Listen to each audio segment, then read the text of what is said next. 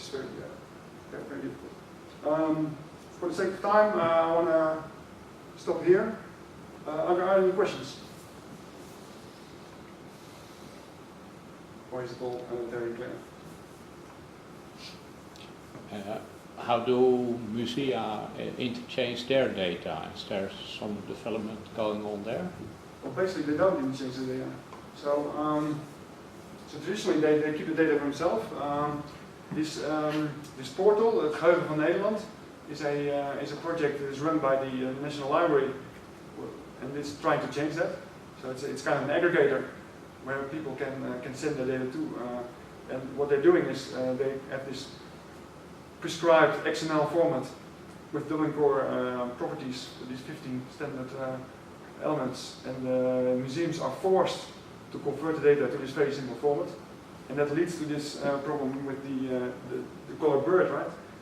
There's too much complexity involved to dump it down to such a simple format, and the museums are now protesting against that approach and say, okay, if it's going to be like this, then we don't give you our content anymore. So, so the Rijksmuseum is also a partner in the Europeana project, and they have the same problem. They say, okay, the next version of Europeana is still using only these 15 different core elements. We're going to draw out our content, withdraw our content, because they don't like it. So you started off by saying it's going to be a failure, but a successful failure. So I think. Okay. So yeah. So what I think is going to happen is that this making this website deal with this whole complexity is going to be too much for this project. And we're going to take follow-up projects to actually realize that.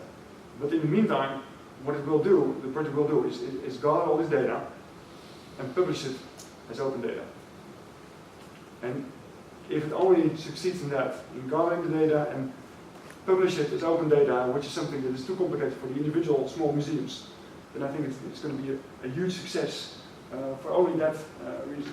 Because then other people can do research with the data, other people can make applications, maybe other people can make partial portals for specific content that is similar enough to make a nice website about.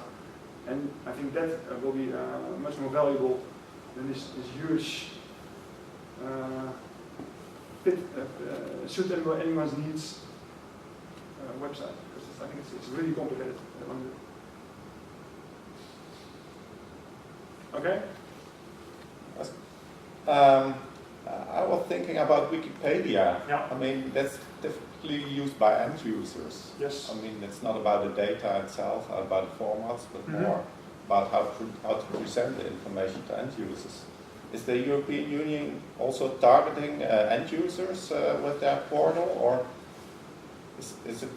Yeah, so they're definitely targeting end users. I'm going to show you this picture. This is a prototype annotation tool that we tested with the Rijksmuseum here in Amsterdam. And what it does is it tries to describe the content of a painting. So not who made it and where it was from, and etc., but the content, what's on it. And it's very difficult for websites because it's an open problem, right? Anything can be on a painting, so finding the right terms is really difficult. And what we've dumbed it down to the 4 classical who, what, where, when questions. And one of the problems is that also the persons that are depicted on this painting is an open problem. So the records with persons are always incomplete. And what we did here, when you start typing in this blue field, you get suggestions from all kinds of databases with person records, including Wikipedia, because lots of persons are actually described in Wikipedia with very relatively good quality. And when we suggested it to the museums, they were shocked, right? We're not going to use Wikipedia, no way. And we said, okay, well, it's an experiment, right? So if you don't like it, you don't do it. Just for the heck of the experiment, just let's try it. And they agreed, and the actual users, which are experts in the domain describing these prints, they actually like it, because they say, okay, I would rather use a Wikipedia term than invent my own term, because I will make more mistakes than Wikipedia did. So they actually liked it, and now the whole attitude in the museum is changing. But if they would republish Wikipedia content on their own website, but it's a completely different case. So Wikipedia is a good example of end users that used it both as a consumer but also as a producer. There are museums that take a similar approach. So I know there's the Powerhouse Museum in Australia. They have a content that can be described by the conservators, the curators of the museum, but also by the public. And there's a clear difference in colors, what's from the public and what's from the museum. And it's considered a big success because there are many topics where the public knows better than the curators. And I know in the Netherlands, the National Archive, they put up their image library, Beeldbank of the First World War online on the Flickr Commons. And there are these communities of people that are experts in the First World War. And they just describe this content. The National Archive said this is this tank, Leopard tank, blah blah blah. And the comments said no, this cannot be a tank because it's taken on this date, and that tank was not even in production on that date. And what it is this tank. And here's the proof. And the curators, they looked at these comments and said, oh, they're right. And they fixed it in their own archive, in their own records. So this interplay is starting, but it's slowly starting. So if I can draw out what I think is the moral of your story, yeah. or the result is, what you're saying is that everything's moving towards RDF. That's the direction that people are going. For galleries, everything is moving to SCOS. That's definitely happening. And SCOS is the representation of RDF that you're using. Yes. Because RDF has many representations, yes. But they're not only just saying, well, you can use any old representation of RDF you want, but we're saying, you're also saying, and we're using one representation of RDF. For galleries, that's the case.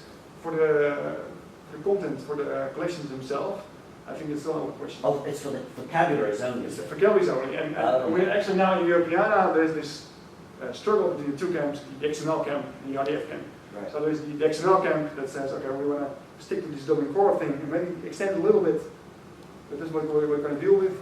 And this other camp is that we want to have the full expressiveness of these relationships in RDF. And I think both parties are going to win, right? That's what happens in the European project. But I mean, they're not actually exclusive, though. No. So what I think is going to happen is that the back office finally will use this full richness of RDF and then compile it down for the search engine into a relatively simple XML format. But if you want to do that, you can do that again, right? If the search engine starts to become more powerful, you can do this compilation again and have a richer XML format compiled from the RDF. So I think that's actually a very good solution that's practical now, because I also don't think that the RDF technology is sufficiently mature enough at the moment to do this billion records store and do it fully in RDF also at the search engine. So I think that's a good compromise, and that's going to work out. And if people publish it in both formats, to make the open data, open XML data, but also linked open RDF data, then I think you have the best of both worlds. But you can represent RDF in XML, so I'm not quite sure so you can represent every RDF document in XML, but not every XML document is RDF, right?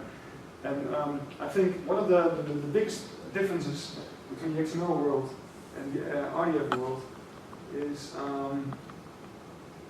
this. In the RDF world, everything needs to have a URI. Right? So not only your pages have URIs, but your concepts have URIs, your artifacts have URIs, your papers have URIs. Everything has a URI, and it has to be stable. If the URI changes every 5 months, you cannot have sustainable links. So this is really a problem. This community needs to work out how do we deal with minting URIs for everything we need a URI for. And that's a big struggle. So even the SCOS thing requires you to have a URI, and it's something that people realize very late. So they have this whole specification process, and in the end say, okay, what's our URI scheme? And you say, well, what URI scheme? So that's a problem. And that's a problem you don't have in most XML formats. I mean, most XML formats, a record doesn't have URI, terms in your records don't have URIs, etc. That's a big change.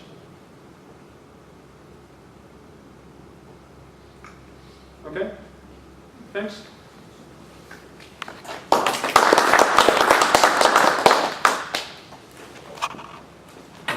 Coffee break now?